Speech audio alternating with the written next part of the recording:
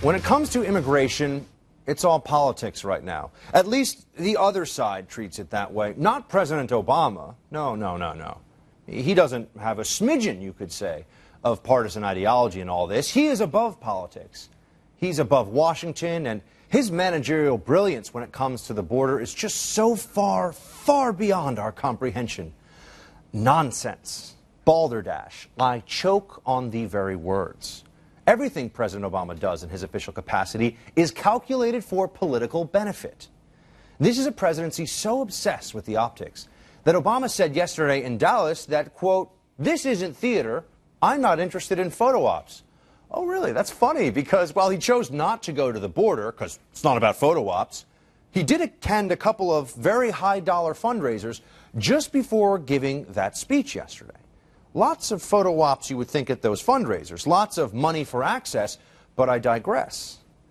I suppose we can expect this to be something of a political food fight. Politicians lie, and few do so with the ease and fluency of falsehood that Obama possesses.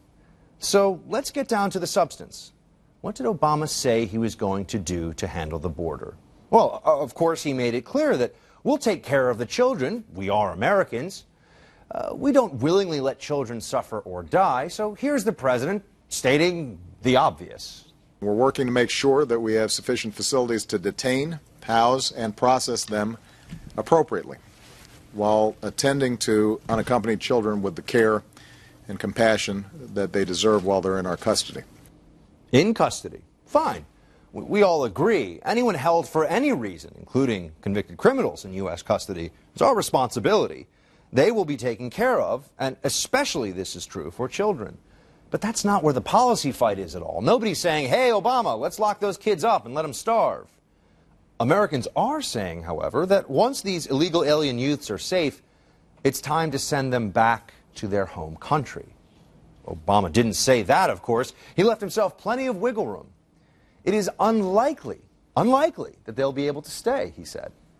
While we intend to do the right thing by these children, their parents need to know that this is an incredibly dangerous situation, and it is unlikely that their children will be able to stay.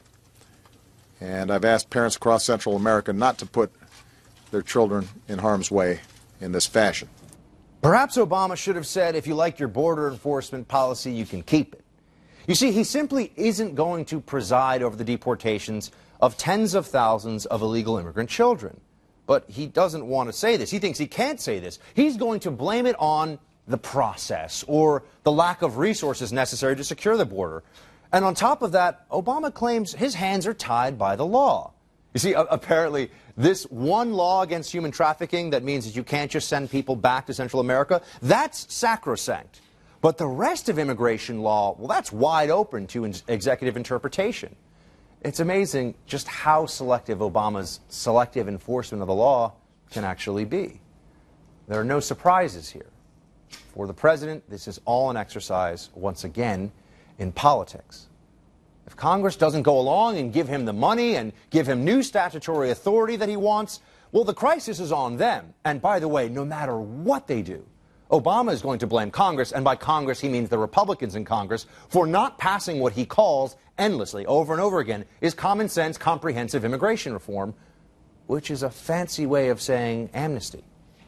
Listen to more of the details of the speech here. So, right now, Congress has the capacity to work with us, work with state officials, local officials, and faith-based groups and non-for-profits who are helping to care for these kids.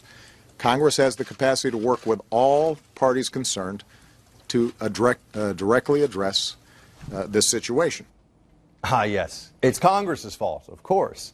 A funny thing about all this talk about fixing the problem from the president is that he has admitted in the past that endless immigration, wave after wave of illegals, is a bad thing for this country. He has said himself that it depresses wages. It hurts the middle class. Well, that's what Obama used to say. See, when he was stumping for middle-class votes, then he was pretty clear on all this. So one way to strengthen the middle class in America is to reform the immigration system so that there's no longer a massive underground economy that exploits a cheap source of labor while depressing wages for everybody else. I want incomes for middle-class families to rise again.